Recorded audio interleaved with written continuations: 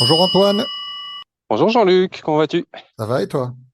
Ça va, plein soleil encore, à la vendredi, jour de récolte pour demain, samedi matin. Et on récolte super confortablement. Il a plu un petit peu cette semaine, c'était bien pour humecter le sol, mais vraiment pas assez pour l'instant. On les attend, c'est plus d'automne quand même. Ça commence à sécher un peu, mais voilà, donc ça nous permet de récolter avec Maureen dans des conditions idéales. Maureen, il faudra que je vous la présente un jour, c'est une de mes ouvrières avec Christelle. Et donc voilà, donc on travaille dans de super bonnes conditions. Là, je suis en train de charger une caisse d'épinards. Voilà, on a fait, qu'est-ce qu'on a comme dans le camion là? On a la récolte d'épinards. On a encore des tomates qui rougissent encore sur pied. C'est toujours étonnant qu'il y en ait encore à cette saison. De la salade, des blettes, c'est quoi ça? C'est des aubergines, des concombres, de l'ail frais.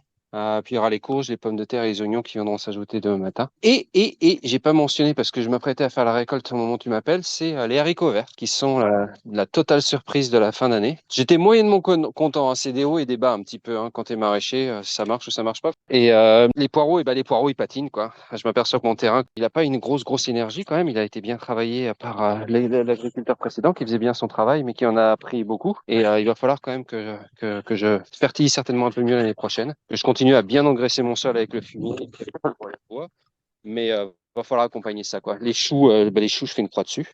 Pour plein de raisons. Il y a aussi des facteurs aussi peut-être perso où j'ai peut-être un petit peu trop planté d'un coup. Bref, donc les choux, je fais une croix dessus. Les poireaux, ils patinaient. Donc au début du mois d'octobre, je commençais à me dire que j'allais avoir une fin d'année difficile parce que quoi qu'il en soit, ça pousse lentement les légumes. Mais quand tu sais que tu vas te louper, t'appuies pas sur le bouton pour faire accélérer la croissance d'autres légumes ou de légumes que tu as oublié de planter. Et donc, morale dans les chaussettes tout début du mois d'octobre. Et là, d'un seul coup, je rentre dans la serre où il y avait la dernière génération de haricots verts. Et là, je les avais vus de loin, quoi. Et là, mais tu regardes, il y a des grappes et des grappes et des grappes, des haricots exceptionnels. En plus, ils sont très bons. Ils sont grands et gros. Ça peut un peu étonner et surprendre mes clients, mais ils commencent à les connaître. Cela, c'est une variété, je me souviens plus, mais je le mentionnerai un moment. C'est pas des pongos. Et ils sont gros, ils sont sans fil. Le genre de haricots verts, comme je dis, qui embaume la cuisine quand tu les cuis et qui sont gustativement super intéressants. Donc, et là, ouais, alors c'est beaucoup de travail, hein, parce que même si je les palisse, donc je les ramasse pas au sol, ça prend du temps à ramasser, beaucoup de temps. Une des raisons pour laquelle d'ailleurs je peux pas faire tous les haricots pistou comme demande, hein, parce que sinon je passerais mes matinées à récolter les haricots et j'aurais plus du tout de choix. Mais en même temps, bon, ben voilà, il y a de la demande, il y a de la quantité, et donc là, ça me sauve ce mois d'octobre je m'en sors bien au mois d'octobre. Et en discutant avec les clients, justement, je me suis aperçu d'une chose, peut-être, hein. J'aime bien le principe, je sais pas si tu en as entendu parler, tu as dû le voir, toi, de ton côté, des fermes où tu vas cueillir toi-même tes propres légumes. Tu as vu ça, toi, de ton côté déjà? Oui, j'en connais notamment du côté de Draguignan où ce sont surtout des fruits et des pommes que tu vas Alors, ça peut être ramasser par effectivement exemple. sur des grosses cultures, mais à la variété est limitée. Mais c'est surtout aussi en maraîchage. En tout cas, ça se fait sur des grandes surfaces, quoi, genre des 10 hectares. Et là, à ce moment-là, tu peux avoir vraiment beaucoup de cueilleurs et tu envoies beaucoup de légumes et tu les déplaces d'une parcelle à une autre. Mais voilà, il faut vraiment des grandes distances. Entre 7 et 10 hectares, tu commences à réfléchir sérieusement à faire des jolies cueillettes. Moi, avec mes 2 hectares 3, c'est pas du tout le but du jeu. Par contre, en discutant avec les clients, là, on a fait une fête, on a fait une belle fête il y a 3, 4 semaines, là, la fête de fin septembre. Fête que je fais traditionnellement avec Christelle qui est venue s'ajouter cette année. On a parlé de beaucoup de choses.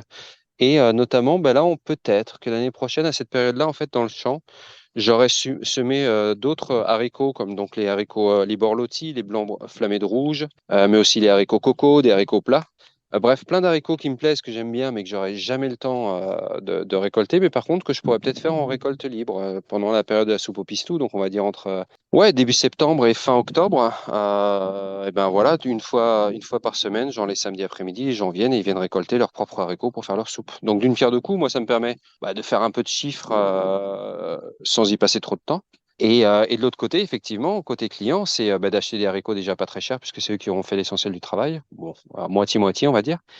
Et en même temps, ils auront tous les haricots frais qu'ils veulent pour faire leur soupe au pistou, qui est quand même une soupe assez exceptionnelle. S'il y en a qui écoutent le podcast et qui ne sont pas de la région, la soupe au pistou, c'est maintenant et c'est très bon. Et je me risquerai pas de donner de recette parce que Même, c'est pas que maintenant, c'est même l'été la soupe au pistou. de ce que j'ai vaguement compris, mais ça a besoin d'être vérifié, hein, peut-être en commentaire. Je sais pas si un jour il y a quelqu'un qui laissera un commentaire.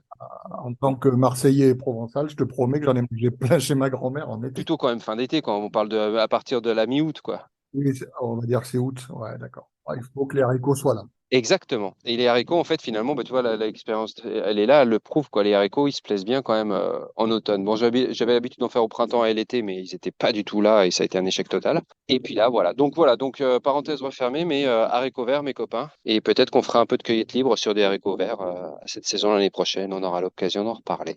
Une très bonne idée parce que moi aussi, du côté de mon association à la Haie des Paniers, j'ai du mal à avoir des agriculteurs qui me disent, ben, OK, on aura les haricots pour la copistou.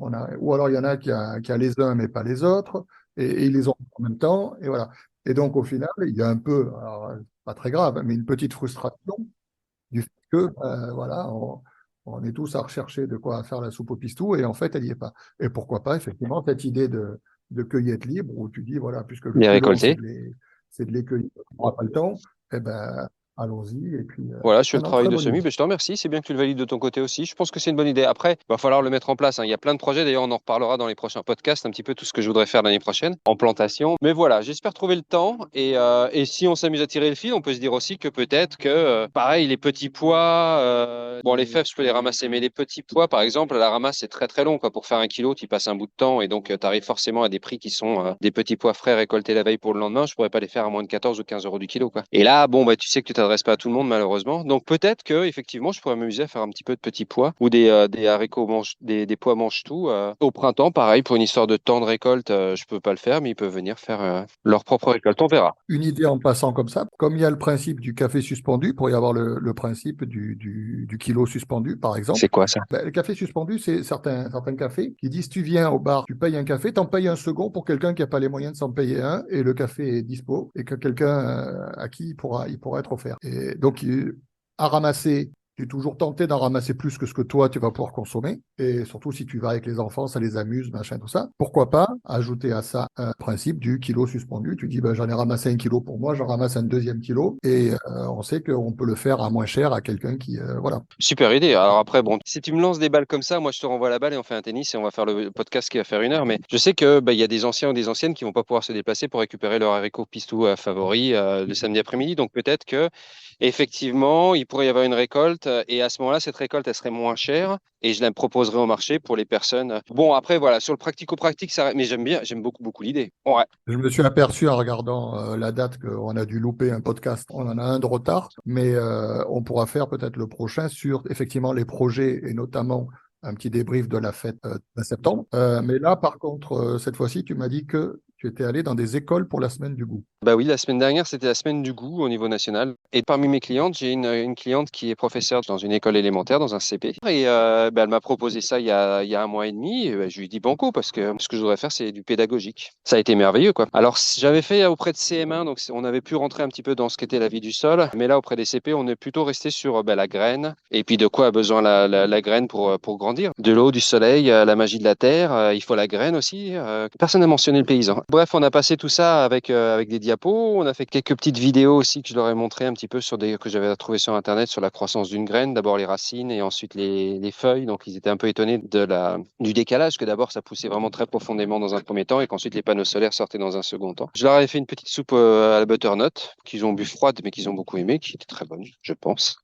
J'ai vraiment envie de prolonger par là, quoi. C'était une belle expérience, ouais. À refaire l'année prochaine. D'ailleurs, tellement mémorable que on s'est pris au jeu avec les profs. Bah, déjà, il y aura certainement une visite de mon terrain à la fin de l'année, un jour de récolte de fraises, comme ça ils pourront s'en régaler, s'en délecter. Et puis peut-être qu'il y aura, comme ils apprennent à écrire, peut-être qu'il y aura quelques échanges de messages avec quelques photos.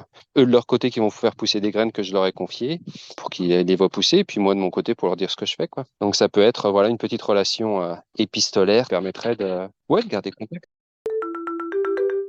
C'est juste lors de la transition vers la recette. Et oui, bah ça, c'est un petit tour de main super simple. C'est les anciens et les anciennes du coin qui font souvent ça et qui se marchent du tonnerre. C'est quoi? C'est en fait, bah, avant de lancer les épinards ou les blettes dans la poêle ou ça s'appelle quoi? Ça s'appelle une sauteuse, ces grandes poêles avec les bords. Oh là, ouais, je crois que c'est une sauteuse.